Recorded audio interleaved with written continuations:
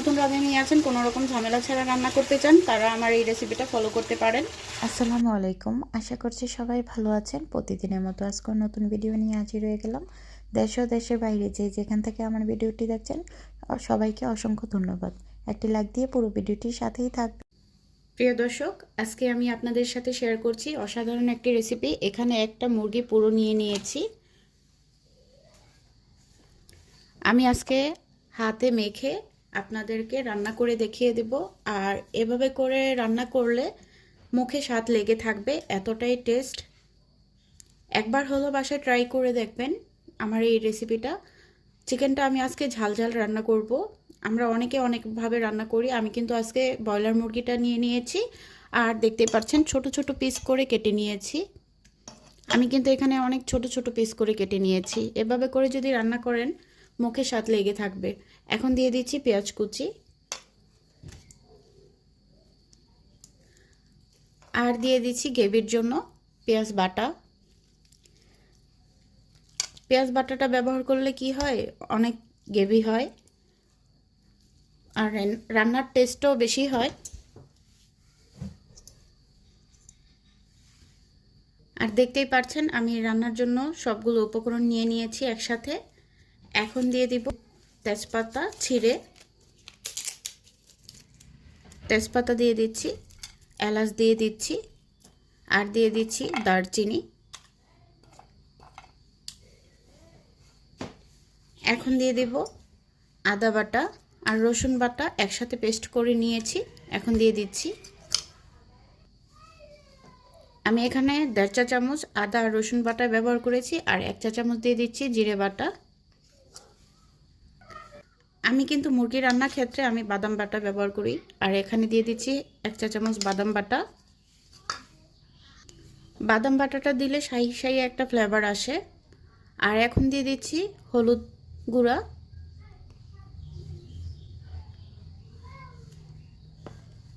আর দিয়ে দিচ্ছি মরিচ গুঁড়া। ঝালটা যার যার ইচ্ছে মতো দিবেন। আর আমি এখানে যেহেতু ঝাল ঝাল করব ওই অনুযায়ী মরিচ গুঁড়া দিয়ে দিয়েছি। আর দিয়ে দিচ্ছি ধনিয়া গুঁড়া, ধনিয়া গুঁড়া 1.5 চা চামচ দিয়ে দিয়েছি। যেহেতু এখানে আমার 1 কেজির ওপরে মুরগি আছে ওই অনুযায়ী মশলা দিয়ে দিচ্ছি। আর দিয়ে দিচ্ছি স্বাদ মতো লবণ, আর দিয়ে দিচ্ছি পরিমাণ মতো তেল।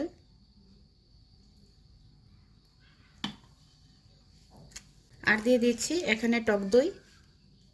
আমি কিন্তু মুরগির রান্নার ক্ষেত্রে ঝাল ঝাল করে রান্না করব, যেহেতু পোলাওর সাথে খাবো, এর জন্য একটু শাহি শাহিভাবে রান্নাটা করে নিচ্ছি। এখন সবগুলো উপকরণ দিয়ে আমি এখন হাতে ভালো করে মেখে নিচ্ছি। এখন ভালো করে হাত দিয়ে মেখে নেব। দেখতে পাচ্ছেন আমি কিন্তু সবগুলো উপকরণ দিয়ে এভাবে করে হাত দিয়ে মেখে নিচ্ছি। এটা যদি কাউকে রান্না করে খাওয়ান সে আপনার ভক্ত হয়ে যাবে। এভাবে করে অনেক টেস্ট হয় এই চিকেনটা। যারা নতুন রাঁধুনি আছেন তারা বাসায় একবার হলেও ট্রাই করে দেখতে পারেন এভাবে করে চিকেন রান্না করলে কত টেস্ট হয়। মাখা শেষ পর্যায়ে এখন আমি একটু 5 মিনিটের জন্য ঢাকনা দিয়ে ঢেকে রেস্টে রেখে দেব।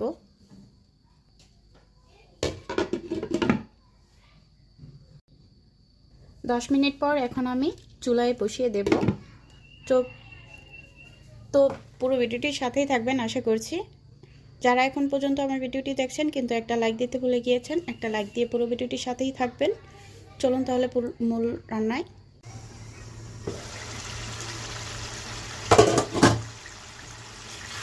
খুবই সুন্দর একটা ফ্লেভার বের হয়েছে, আর দেখতেই পাচ্ছেন কতটা লোভনীয়। আমি কিন্তু আমার লং টাইম কষিয়ে নেব। আমি কিন্তু এই রেসিপিটা সম্পূর্ণ পানি ছাড়া রান্না করছি। চিকেন থেকে যে পানিটা ছেড়েছে ওই পানি থেকেই আমার এই মুরগিটা কষিয়ে নেব। আমি কিন্তু এখানে 1 ফোঁটা পানিও ব্যবহার করিনি। এভাবে করে কিন্তু কম সময়ে এই রান্নাটা করে নিতে পারবেন কোনো রকম ঝামেলা ছাড়া।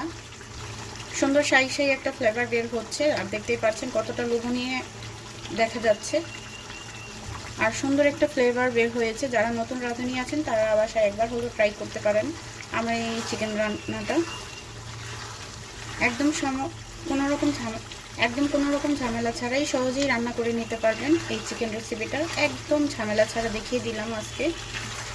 খুবই টেস্ট হয় এভাবে করে চিকেন রান্না করলে। আর দেখতেই পাচ্ছেন আমি কিন্তু একটু লং সময় নিয়ে কষিয়ে নিচ্ছি। আমি ততক্ষণ পর্যন্ত কষিয়ে নেব যতক্ষণ পর্যন্ত মশলা থেকে তেলটা আলাদা না হবে, ততক্ষণ পর্যন্ত আমি কষিয়ে নেব। আমি আবারও ঢাকনা দিয়ে ডেকে 2-3 মিনিট জাল করে নেব। আমি চুলার জালটা কিন্তু মিডিয়াম আঁচে রেখে এই রান্নাটা করে নিচ্ছি।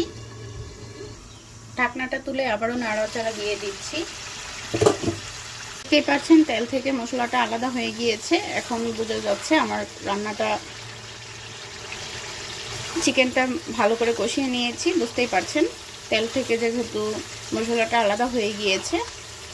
আমার রান্নাটা কিছুক্ষণের মধ্যেই কমপ্লিট হয়ে যাবে। আরও 2-3 মিনিট জাল করে নেব। সর্বোচ্চ এই চিকেন রান্নাটা 5 মিনিটের মধ্যেই করে নিতে পারবেন। আর এতটাই টেস্টি হয়, না খেলে বুঝতে পারবেন না।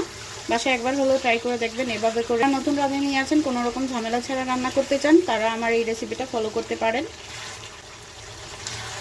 অনায়াসে ঝটপট রান্না করে নিতে পারবেন এই চিকেন রেসিপিটা। আর দেখতেই পাচ্ছেন গ্রেভিটা কতটা গাঢ় হয়েছে। এভাবে করে একবার হলো ট্রাই করে দেখবেন। আর কতটা লোভনীয় হয়েছে দেখতেই পাচ্ছেন। কোনো রকম ঝামেলা ছাড়াই কিন্তু আমি এই রান্নাটা করে নিয়েছি।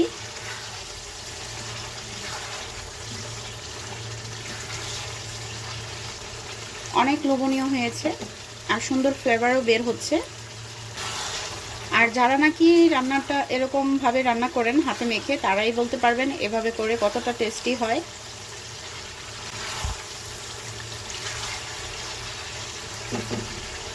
যখন খুব তাড়াতাড়ি রান্না করতে চাই তাহলে আমি এভাবে করেই কিন্তু চিকেনটা রান্না করে নেই। আর এতটাই টেস্টি হয়, যারা বাসায় ট্রাই করেন তারাই বলতে পারবেন। যারা এভাবে করে রান্না করে খেয়েছেন তারা কমেন্টে জানিয়ে যাবেন। আর যারা ঝটপট রান্না করতে চান তারাও এই রেসিপিটা ট্রাই করে দেখতে পারেন। কত কম সময়ের মধ্যে এই রেসিপিটা রান্না করা যায়। যে কোনো সময় এই রেসিপিটা তৈরি করে নিতে পারবেন কম সময়ের মধ্যে। দেখতেই পাচ্ছেন কতটা লোভনীয় হয়েছে। এখন দিয়ে দিচ্ছি কয়েকটা কাঁচামরিচ, যেহেতু আমি একটু ঝালঝাল করছি। একবার যদি এভাবে রান্না করেন এর স্বাদ কখনো ভুলবেন না, এত টেস্ট হয়। যারা কম সময়ে রান্না করতে চান আমার এই রেসিপিটা ফলো করতে পারেন।